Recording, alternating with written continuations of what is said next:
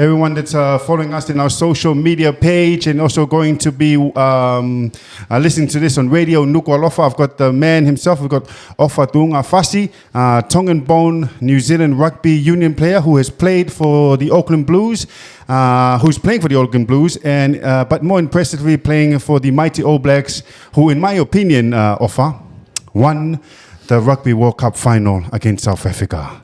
He debuted for the All Blacks in 2016 against Wales in a free test series.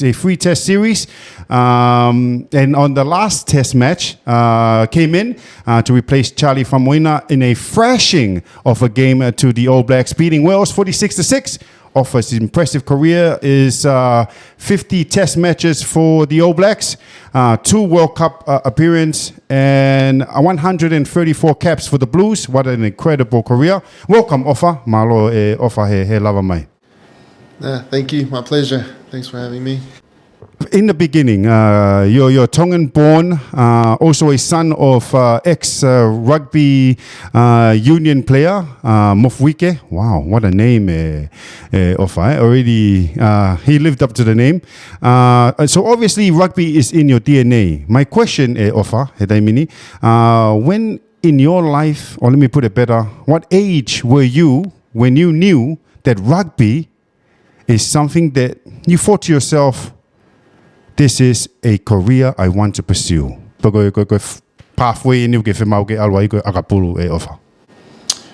Yeah, obviously, as you mentioned, my father, the old man, played for Tonga, and growing up, there was always a rugby ball at home. You know, I have 12 siblings, nine boys and 10 boys and 2 girls, and there was always a rugby ball at home. You know, so rugby was always there. But and growing up in Tonga, grew up until I was 14. So there was a lot of rugby played in our backyard. Obviously throughout school, the lunchtime rugby, lunchtime touch or whatever we call it now. But got to college, played a little bit of rugby. Obviously we went to Ofa for all. And at the time we were living out in Kanokopolu, so that it was a bit far, you know, like the bus stops are around, I don't know if it's the same now, 5:30, 6 o'clock. Yeah, it's about the same. Yeah, so I don't think we really committed to college rugby just because we'll miss the last bus going back home. You know, it's a long way to Usuto. Or, you know, find our way back home. But, yeah, there was always a rugby ball at home. There was a lot of kneeling rugby, playing rugby in our backyard. But it wasn't until we moved to New Zealand. Obviously, the old man was the only one, working. And, you know, with 12 kids, it's...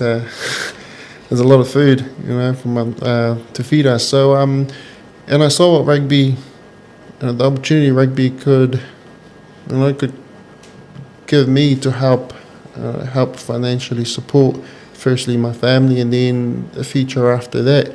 I think it was that point where I thought the quickest way, obviously, after you got to do school, you got to go to uni for 4, 5, 6, sometimes 7 years, and then you can have a job, a good job to earn good coin. But I saw rugby was kind of the faster pathway. You know what I mean? A faster career for me to be able to help out at home. And yeah, it was around that time when I was like, I'm gonna try. Give rugby everything and see where it takes me. But I think that the best thing for us was that rugby was never forced on us to play. You know, the old man was tell us to go train and go to training, do our own training, but it was never you have to play rugby. You know, as you know, in our culture, it's always religion, education. Family, sports is like somewhere down, the bottom. So, I reckon that was probably the best thing for me, that rugby was never forced on me. Ofa, This is a story that I heard. My son, who at the time was in Toloa, and two people that you know well, Sir Graham Henry and Wayne Smith, visited the school. As you know, Toloa is probably one of the biggest schools in Tonga with just 2,000 students, give or take. And the message was simple and straight to the point. They said to all the 2,000 students, Ofa, that the scouts that's going to come to Toloa will probably take one. And in a rare situation, they'll take two. That those kids have to work extremely hard to make a super team. And what the Graham Henry was saying, to take it to the next level and making and becoming an All Black, it's near impossible. So the message at the end of Graham Henry's speech was to make sure when you're at school that education is the most important thing. Hearing that, please, can you go through, because this is one of the goats in coaching saying that, to make it to Super, you have to work extremely hard. To make it to the All Blacks, it's near impossible. What journey did you have to go through trying to make not just the super team, Auckland Blues, but also taking it to the next step and not just becoming an All Black. One thing is to become an All Black. The next is to become an All Black and stay there and having longevity in the All Black jersey. 2 World Cups, 57 Test matches. That's amazing. Just go through her journey. Halang ako nage forway Ofa ke All Black. Yeah. I wouldn't call it sacrifices because everyone sacrificed, but I think for me the choices I made was probably what made the differences. And that goes for everyone. The choices you make will determines where you're gonna go, and for me, one of the biggest thing that I go back to, or I keep telling myself is that wherever my feet are, that's where I need to be. For example, like you said, when I was at school, I need to be at school. Give that 100%. When I'm at training, I'm at training. When you get to that stage, when you get to that level, that stage, it means your focus is in one place. Sometimes our focus is divided into, you could be in class, but your mind is somewhere else. That's when you miss things. That goes the same on the rugby field or any other area that you want to follow. So, for me, my journey wasn't easy, but look, we all got to sacrifice something. You either sacrifice for what you want or what you want become the sacrifice. Does it make sense? It definitely makes sense. Sacrifice of what you want, that's a good quote, and I'm going to use that. Or what you want becomes the sacrifice.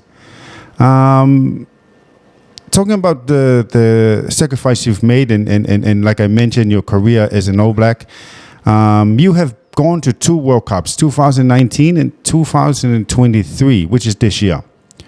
Ofa, one thing is to make it and become an All Black. The other, like I mentioned before, 57 Test matches. But to get that call up to go to a World Cup, it had to be amazing. Please talk about the first time you got the call up on the 2019 and the second time with this year in 2023. That had to be an amazing feeling to not just play, but going into 1 and 2 World Cups. Yeah, you mentioned that before as there are a lot of players who wants to become an All Blacks and only a small percentage of the players that are playing Super Rugby that makes it through. But like for me, a lot of people when you get somewhere ends, the journey ends, but sometimes we forget that when you get there, there's another door waiting for you to open, or there's another goal or another opportunity just in front of you. But sometimes we get to the goal that we achieved, and then we're like, "Oh, I'm here." We get comfortable, or we settled. But for me, I've always had the mindset of, I've never arrived. There's always, like you said, there's an All Black, make it to the All Blacks, or be there a long time long-term All Blacks. And for me, that's always been my goal. And like I said before, I play rugby in the first place because I wanted to, to financially support my family and then a future for myself and my kids and generations to come. And to do that, I have to be a long-term All Blacks. I have to keep my job, and I'm never settled, I'm never comfortable, and I'll never arrive. And God willing that, I'll continue to get, many more opportunities. But that hopefully that answers that question. Ofa, you're one of the few people who I can ask this to. I did ask it to the few of the Igaletahi when it comes to the Sipitao. But Ofa, talk about the haka. How does it make you feel to do the haka? And when you're doing it, do you take notice of the crowd? Or is it just about you, your team, the haka, and putting fear in into the other team?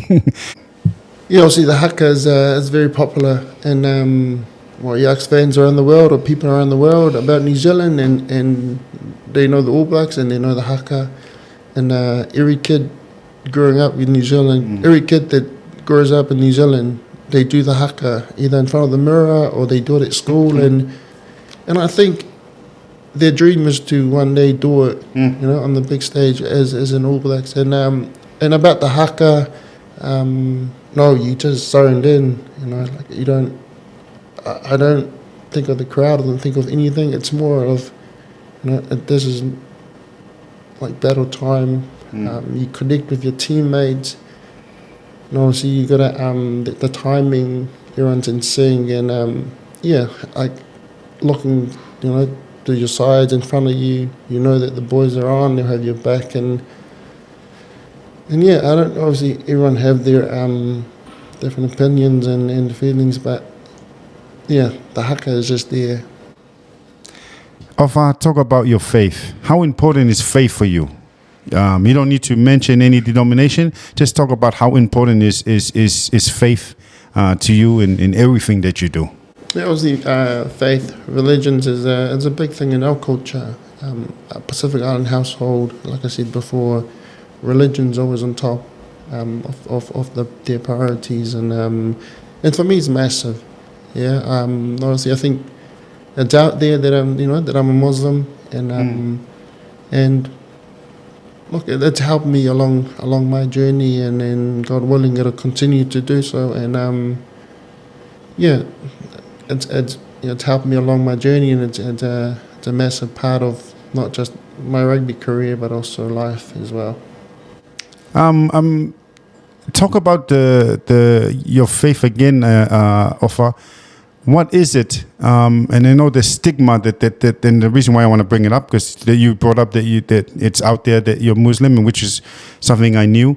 But the stigma behind the faith, please talk about what is it about the faith? Because I have read a lot about the faith and how beautiful it is, but it's not really out there in the media. And I'm hoping that this would change the mindset, not just in Tonga, but mindset of Pacific Islanders that has some sort of views towards the Muslim faith. What is it with the faith that drew you in, and now you have taken that on as your religion?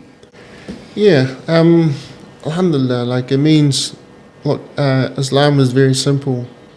It's between you and God, and Islam also meaning submitting wholeheartedly to the will of God, which is the God that we all pray to. And for me, Islam was just simple for me. There's nothing else in between, and I pray wherever I want to pray. And look, my family are Catholic, and when I go over to mum and dad's, when they pray, I close my eyes, and because I grew up Catholic, and I have a lot of respect for mum and dad and Christianity, because I believe in 90% of what the Christian values and what it's about. But for me, I find Islam very peaceful, beautiful religions. There's any other religion, But Islam just straightforward to me as my religion is just between me and God. There's no one else in between.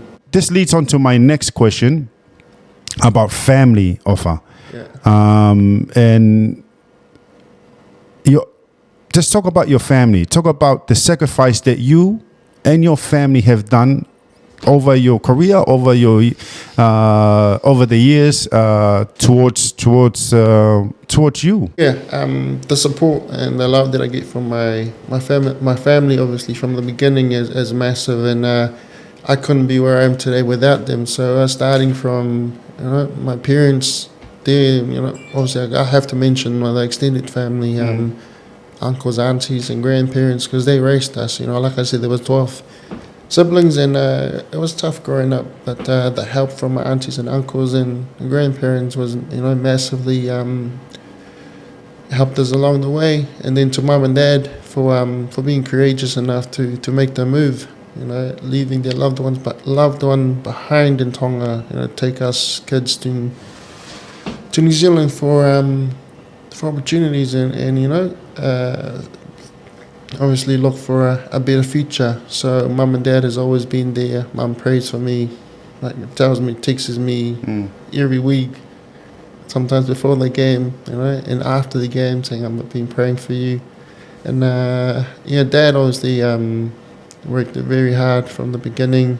We got to where we are today because of him, and then also to my brothers, because there were times when I have older brothers when I think that they were better rugby players than me. They were a bit more talented. They were more talented, but they had responsibilities when they left school. They had to find a job and help out at home. So by the time I left school, I didn't feel the weight on my shoulder. So I had time to train and do what I wanted to do. So, but I love my brothers, and they've been there from the beginning. But another person, also my wife, Emma, she's been with me also from the very beginning, and I wouldn't be able to get to where I am today without her love and support. Obviously being home with our girls, and she's doing an amazing job at home. Family, I wouldn't be here today without them. So. Ofa, I saw you answer that question, and when it came down to your wife and kids, that I noticed that some emotions was in the way you spoke, and how important their role is, and every family's or any person that's done well in life. Obviously, there's a backing or a group of people around it, like they say. It takes a village to raise a boy or a man now. But talk about just your immediate family, your wife and your girls, and what that downtime. You just finished a massive, successful campaign. Like I said, should have won the finals, but that's a different story. But a successful All Black campaign. But coming home to that downtime with your wife and your girls, and how important those moments are in life, especially coming off a big campaign like that.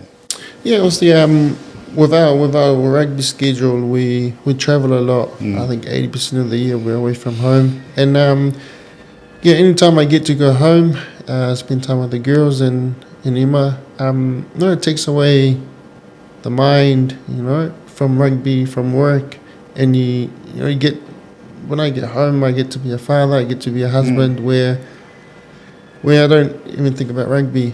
Sometimes we need that, and I don't think it's just rugby. I think it goes across from any career where you need to switch off from whatever you're doing. I love playing golf. Whenever I can, I go out and play golf, and then I also love coming to the kingdom, and so I plan to come here for 3-4, sometimes a week, and then I just sit at home, or I don't do anything. I'll just eat and relax. But my wife do all the work at home while I'm away. Obviously chase my dreams or living the dreams and provide. But she's awesome.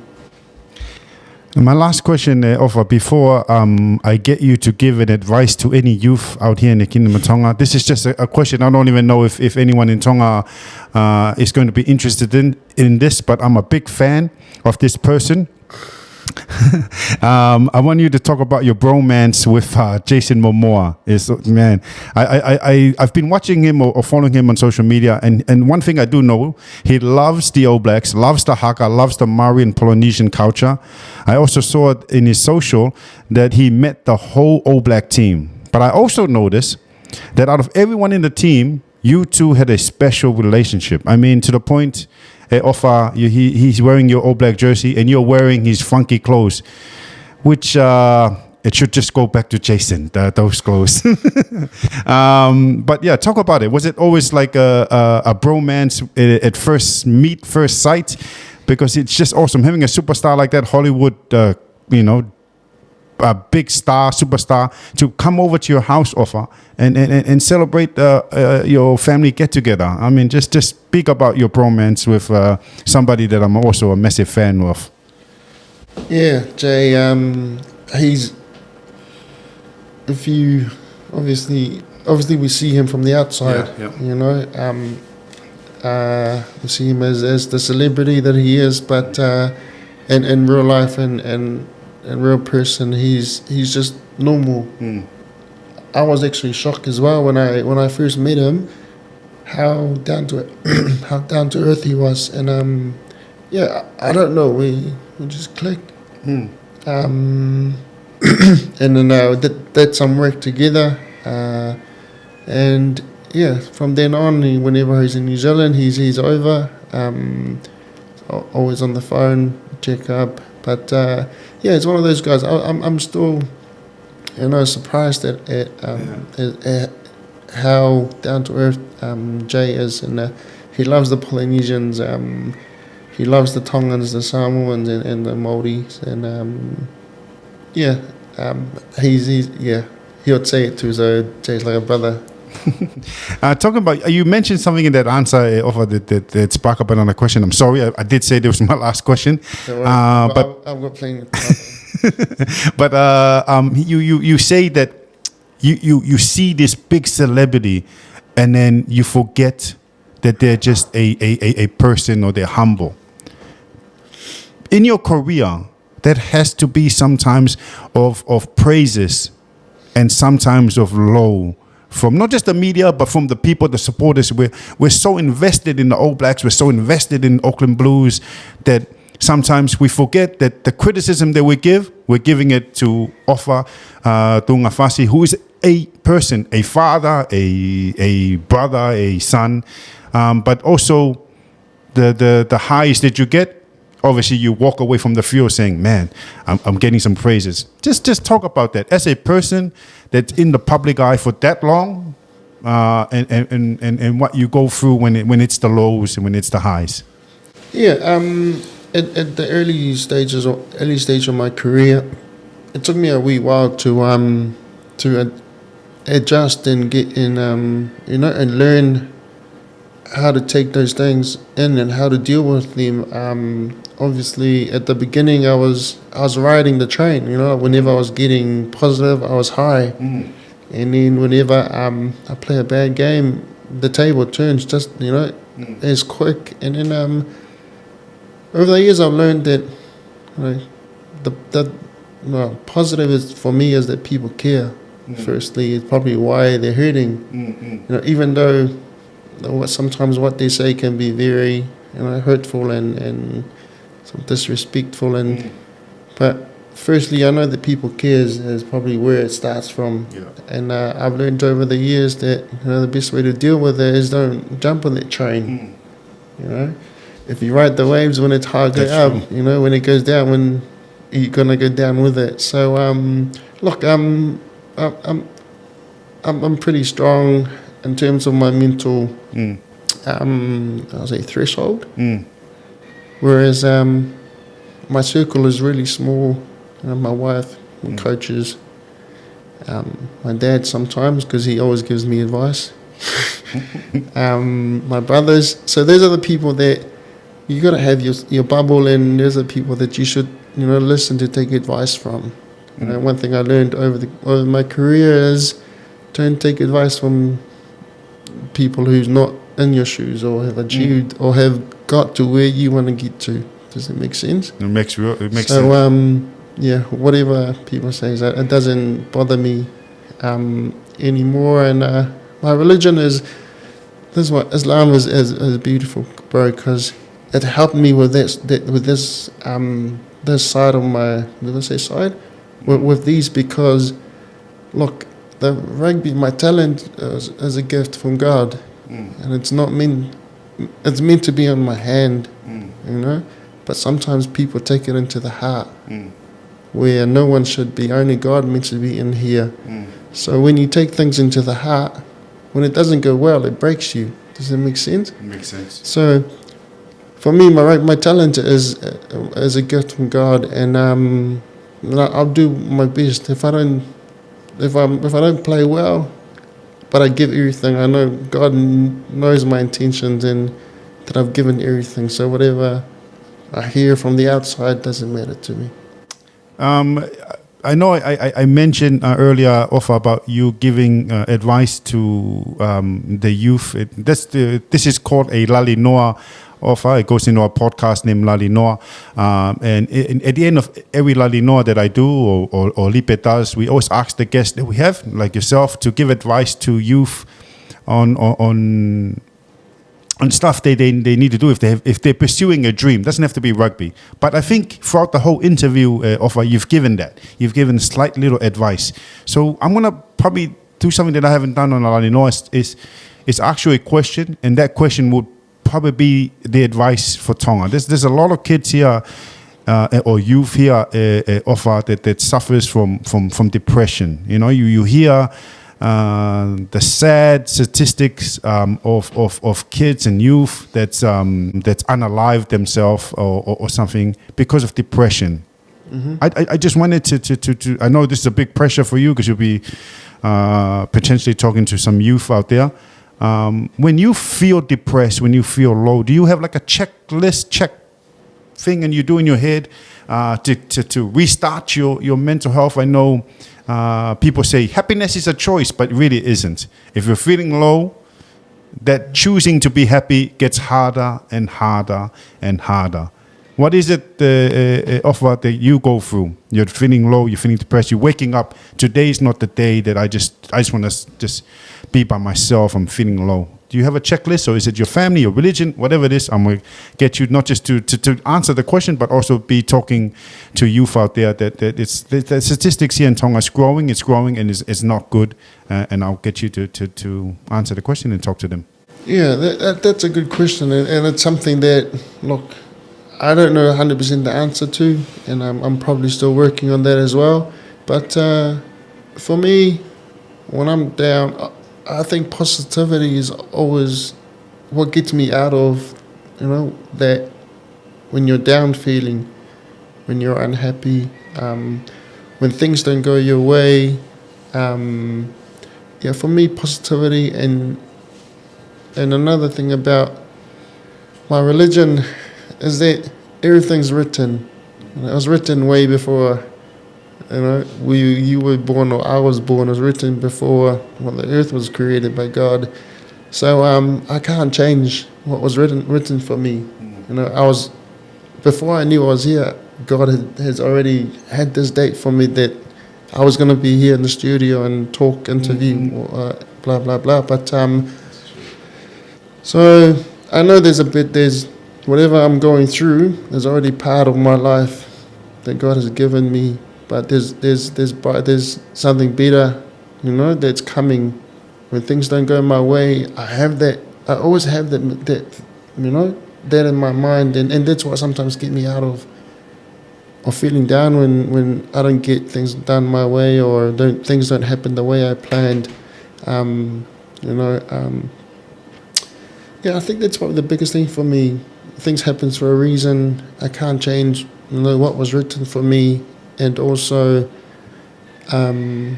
just being positive. Always see the positive side of things. If I don't get to be selected for the team this week, I think, that's an opportunity for me to rest my body. There's an opportunity for me to work on things that I need to work on. So, not that if I get my opportunity again, is when I get my opportunity again, I'm ready. The same thing goes I think kids at school, if you don't pass the exam to get to Abi4, maybe the God's giving you another year to study more, and when you have sit the next exam the year after, you make it to Donghai the year after, you know. There's always something better that's about to come. So, being positive, things happen for a reason, and whatever's written for you cannot be changed. So, just be happy. The depression side, I think the circle that I spoke about before, your close circle, you know, it's you got to have people that you're going to be comfortable sharing with, people that you really trust. Your circle, you shouldn't have all your friends in that circle. You know, those are the closest people to you, and those people you should be comfortable sharing things with, and